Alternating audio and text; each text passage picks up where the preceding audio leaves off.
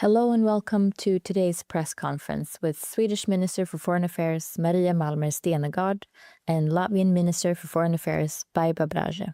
The press conference will be available on the Swedish government's website, government.se.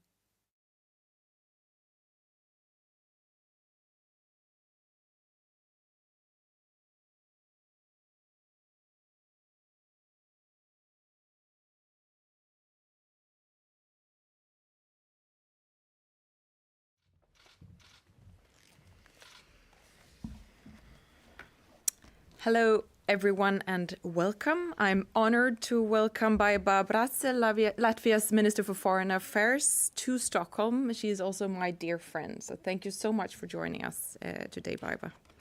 Yesterday, I came back from Ukraine after having celebrated their 35th Independence Day in Kiev. And today, it is exactly 35 years ago since it was announced that Sweden would recognize Latvia's regained independence. So it is so good to have you here, especially on this very day. Since then, the relationship between Sweden and Latvia has grown both broad and strong. We are NATO allies, and we share deep commitment to strengthen regional and European security together with our Nordic-Baltic neighbors.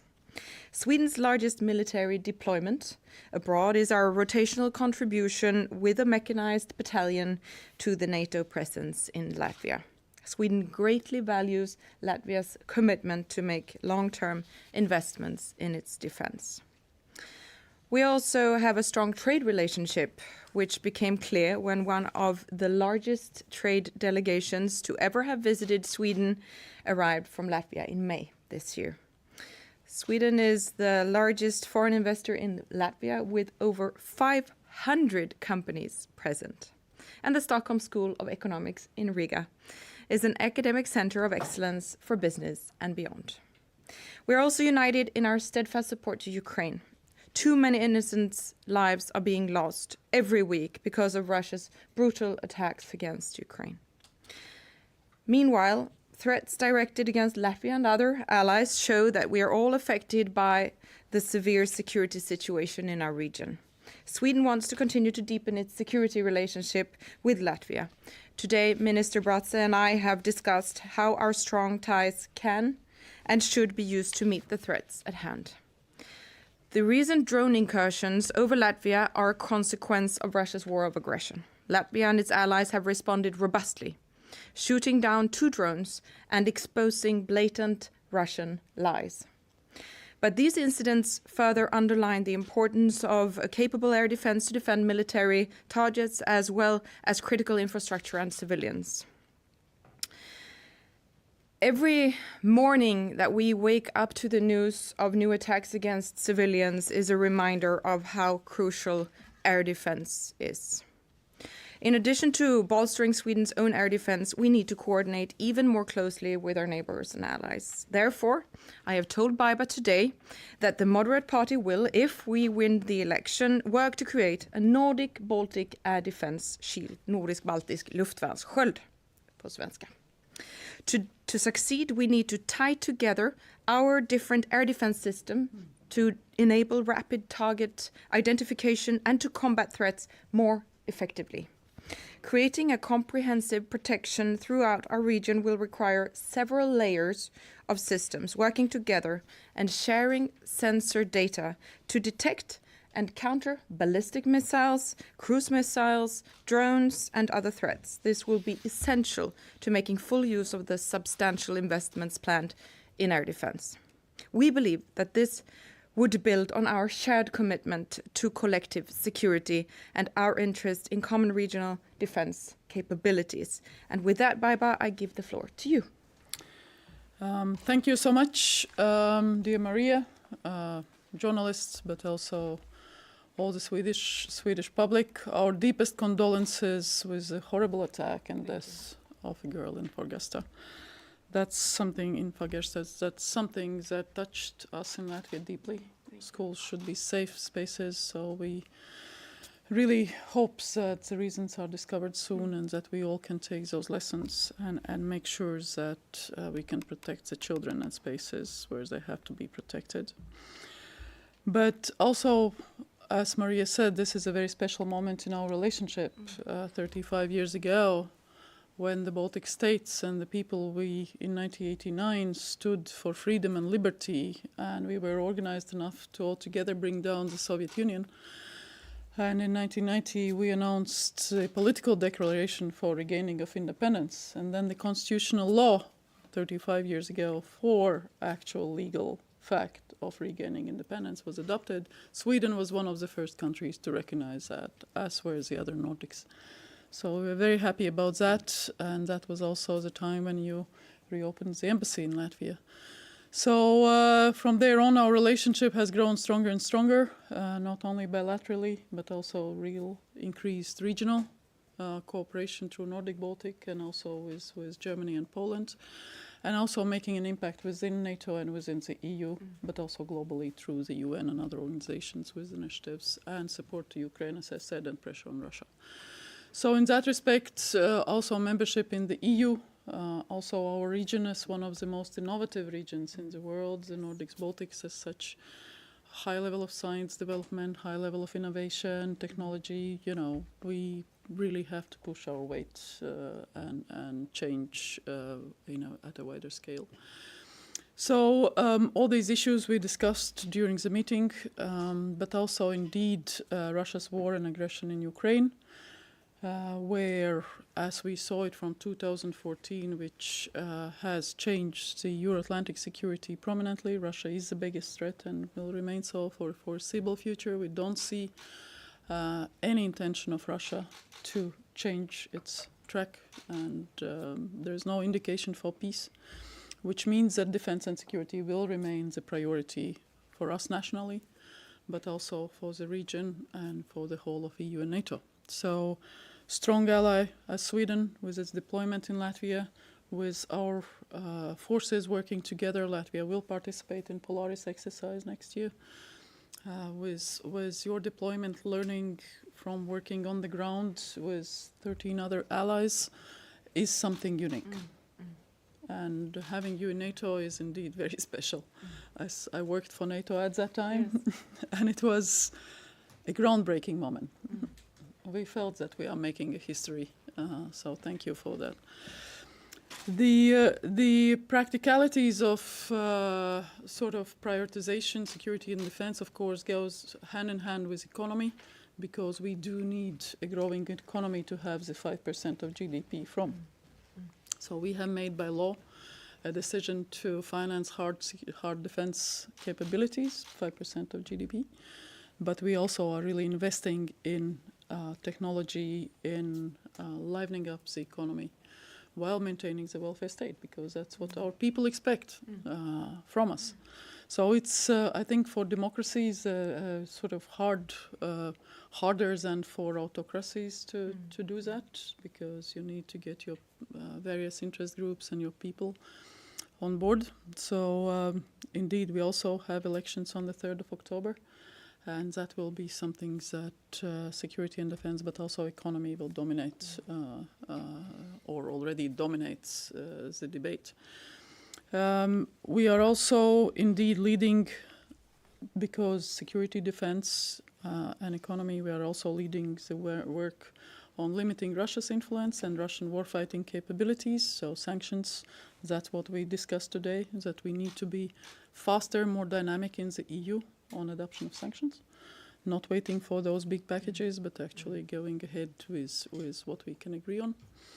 And support for Ukraine, two big areas. One is air defense. Indeed, the Russian ballistic missiles are doing most damage, and so do jet-powered drones. Like you, I was in Ukraine 2 weeks ago for 2 days, Odessa and Kiev. And indeed, limiting Russia's ability to strike critical infrastructure, to strike Ukraine's ability to function is something that we have to work on. But also provide that assistance on energy infrastructure, maintaining ability to function as a country in Ukraine. So that is where the priorities are, plus indeed maintaining NATO as a strong defense alliance, working with the transatlantic partners, Canada's US, making sure that whatever political disagreements there can be, that actually NATO continues to function, because the defense, deterrence and defense is something that is a key for all of us. And it has been the most successful defense alliance since the establishment, since 1949. Nobody has attacked NATO. So that is a mission to continue. And global outreach, we are on the United Nations Security Council. We are committed multilateralists. So work across the board, strengthening the international system, not letting the military solutions become the dominating solutions for differences among countries. That is something where we are fully committed to UN Charter's principles. And remember, NATO is an organization that is based on the UN Charter, Article 51. So it goes back to the basic principles of international relations. So this is where we are very united, very strong people-to-people relationships, from the choirs to firemen associations to running clubs and, churches. Swedes are everywhere and Latvians are everywhere, so we work together also globally. Thank you, Maria, for your invitation to be here. Thank you, Baiba. Thank you, ministers. Now we open up the floor for questions. TV4? Yes, Johan Åsard, TV4. May I ask you, when do you see that this air shield defense system cooperation will be implemented? I would say, do you want the answer in English or? Well, in Swedish if you like. Yeah, you decide. Yeah, Swedish please, yes. Okay. Så det vi ser framför oss är egentligen en stegvis uppbyggnad. Vi gör ju nu stora investeringar i vårt luftförsvar, och för att kunna få maximal nytta av det så behöver vi integrera olika system. Och då handlar det ju dels om olika system när det gäller vilken typ av inkommande hot som vi måste bekämpa. Det kan handla om drönare, ballistiska robotar, andra robotar. Det försvaret måste integreras, och då måste det integreras både naturligtvis i landet men också med de andra nordisk-baltiska länderna, och det här är ju någonting som inte sker över en natt utan som sker gradvis. Men vi har verkligen lärt oss från både Gulfen och Ukraina att varje individuellt system kan vara hur bra som helst, men de måste integreras för att kunna bemöta det samlade hotet. Och vi ser ju hur det har utvecklats de här 4,5 åren som kriget har pågått i Ukraina. Hur hotet har utvecklats så att det blir allt mer komplext. Och då måste också svaret vara mer komplext. Så det här är ett arbete som egentligen måste påbörjas första dagen på jobbet för den nya regeringen och sen fortsätta utvecklas gradvis. Men kan du ge någon tidpunkt där du ser att nu kommer det igång, nu funkar det? Nej, det går inte att göra, men vi håller ju på och investerar enormt nu i vårt eget luftförsvar, och den kapaciteten ökar ju gradvis. Och jag tror att det här är något som kommer att behöva utvecklas egentligen för all framtid, eftersom hotet också utvecklas. Men att sätta igång det här arbetet, att göra det gemensamt Norden, Baltikum, det tror jag är helt avgörande för vår gemensamma säkerhet och för skyddet av den östra flanken. Okej, en andra fråga. Förstod jag dig rätt när du sa att det är Moderaterna som parti som går ut med det här? Det är korrekt. Det är inte regeringen? Det är Moderaterna. If I may add that Latvia on our part are doing what's needed to do on the eastern flank. Our external border is both the EU and NATO external border. We are the only country facing both Russia and Belarus on our east. So we are doing everything that Maria talked about, both in terms of radars, sensors, anti-drone air defenses, layered air defenses, and so on and so forth, to make sure that it's there, because we stand there not just for ourselves, but also for the rest of EU and NATO. And also the other part is the hybrid threats, or the threats that are sub-military. So it's not necessarily just ballistic missiles, as we have seen with the instrumentalized migration from Belarus, orchestrated and implemented with a particular target to try to cross into our countries and test the border. It's testing the border. And this year we have deterred around 10,000 people from entering. And last year, for the whole year, it was 12,000, about 12,000. So this year it will be more. So in that respect, we are also physically working to deter possible challenges to other countries. So it's not only about the air shield per se, but it's as we saw in Ukraine, Ukrainians have really advanced on the air shield. I mean, they have. I had the luck to visit some of their centers. It's remarkable what they have done. So indeed, full support to moderate suggestion for them. A question from Reuters in the back. Good morning.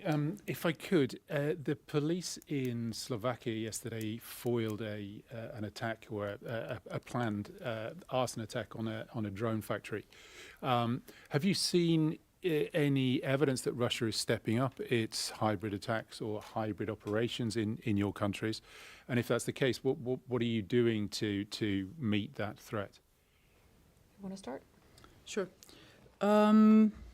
Yes, indeed. The indicators are that Russia has increased its sort of sub-military, so sub-conventional activity.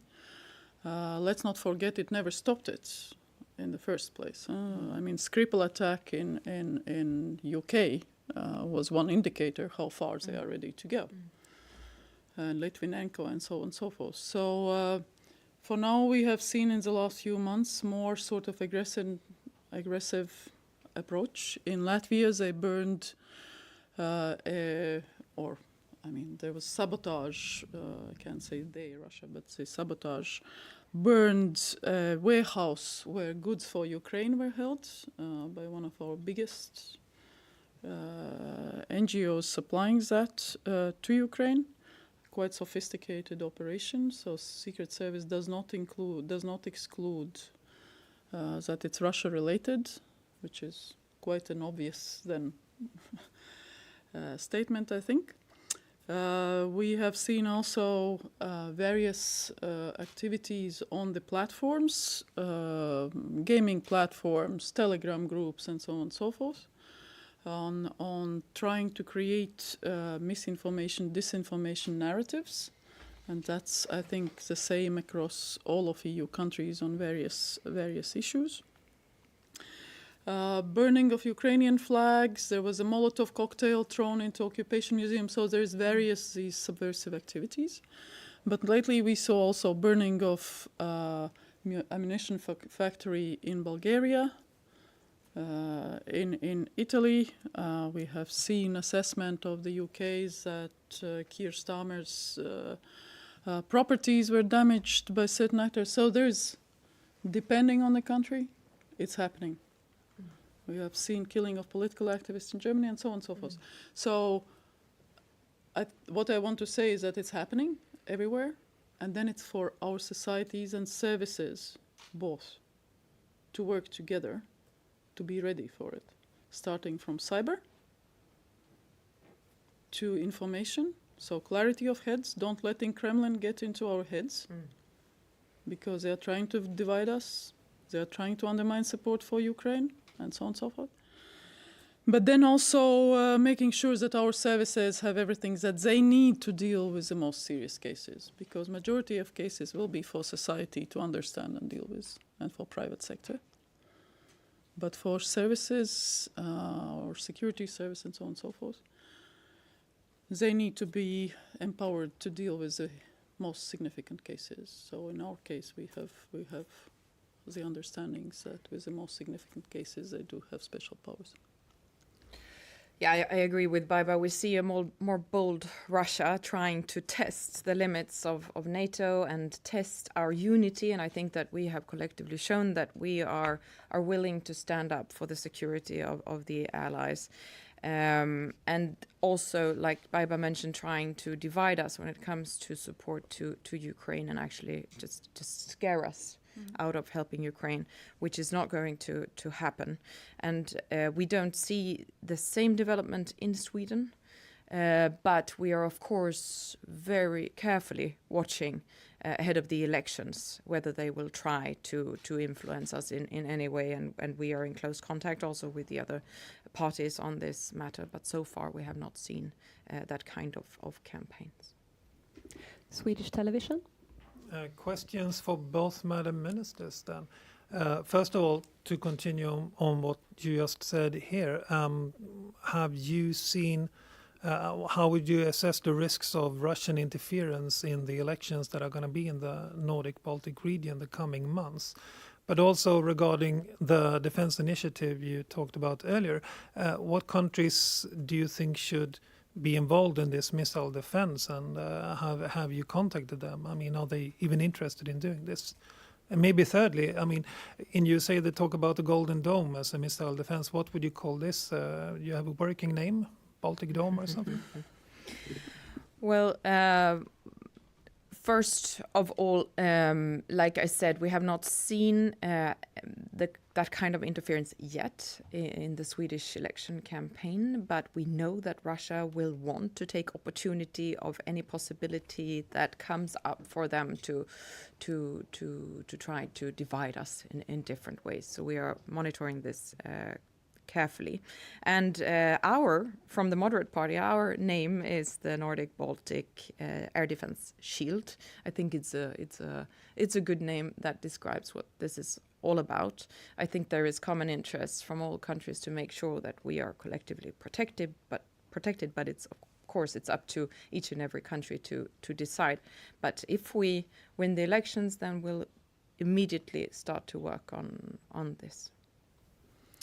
On the election interference, we have been monitoring it constantly. There was a local government election last year, the European Parliament before that, so we just keep that sort of constant vigilance to make sure that we first know and understand what is happening.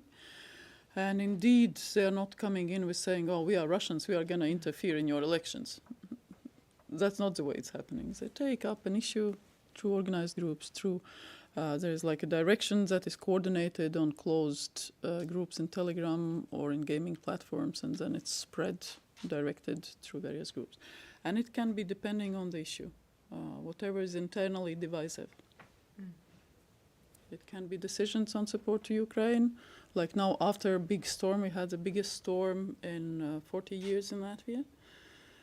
So there were districts without electricity for 24, 36 hours. And at the same time, government agreed to provide support to Ukraine with generators and so on and so forth. So there was a whole sort of narrative. Why are we supporting Ukraine if we don't have electricity ourselves? Well, because we will fix our electricity, but Ukraine needs support anyway. So there is constant that type of narrative, or when there were drones flying into our airspace because Russia misdirected them. So there were Ukrainian self-defense drones directed at Russia. Russia misdirected them into our airspace. There was a whole sort of narrative. These are Ukrainian drones, Ukraine is attacking us, why are we helping them, and so on and so forth. So there is that type of argumentation that is going.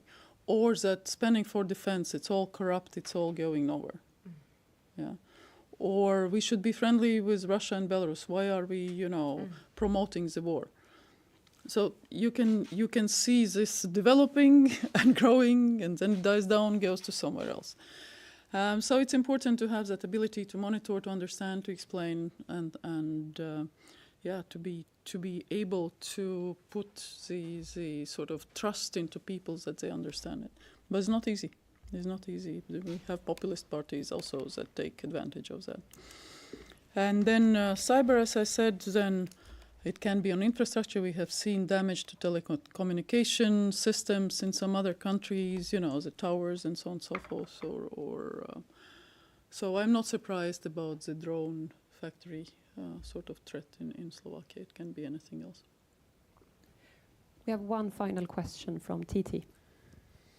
Yeah. As you've said, you have a unique situation in Latvia with the borders to both Belarus and Russia. And I've seen Latvian officials complain that the rest of Europe don't fully understand the extent of the threat along the border.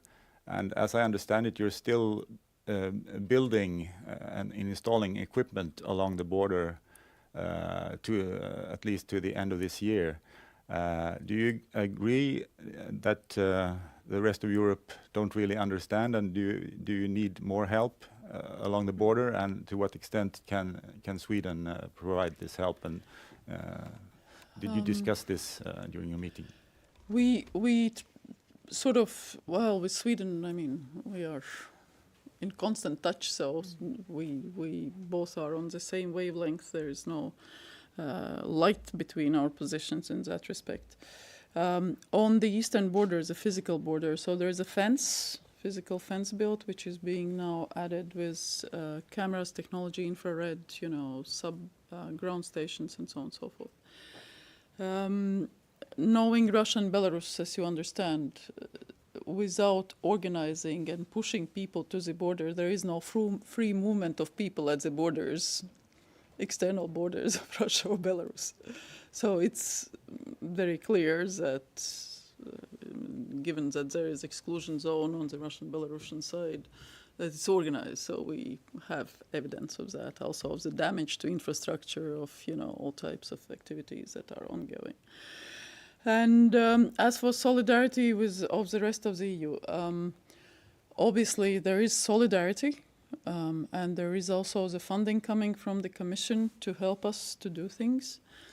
In the same time, we are not entirely happy with the migration pact arrangement, where the Commission didn't take into account these people that we didn't let into the EU. They only count the ones that we have taken in. If we had taken them in, we would be in that group of countries that don't have to take more in. That's why we have said that actually we don't see the opportunity from the migration pact to take in more migrants from other countries. Because we are doing our mission, we are not letting people in, and all our forces are concentrated on making sure that it works. Currently, it's also armed forces, not only border guards, but also armed forces involved in guarding the border districts to make sure that there is sufficient deterrence. So, and that costs a lot of money. The same as with the customs. The external border, outgoing goods from the whole of the EU are going through the border countries. Yeah, by road, by railroad, which means that our customs are obliged to implement the sanctions, EU sanctions, on the border. Because before the sanctions, there was no need to check the outgoing goods. So now they are doing that on behalf of the whole of the EU. So the overtime resource going into funding the customs is also huge. So there is this type of element where we feel we could have more understanding and support for quite a number of the EU countries. Sweden is great. I mean, no complaints there. But this is the reality we are faced. And it's quite a big territory. We are twice as big as Belgium, 1.8 million people.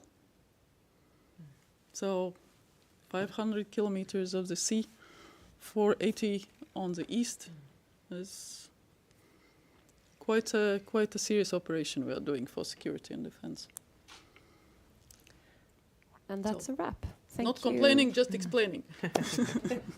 Thank you everyone for coming.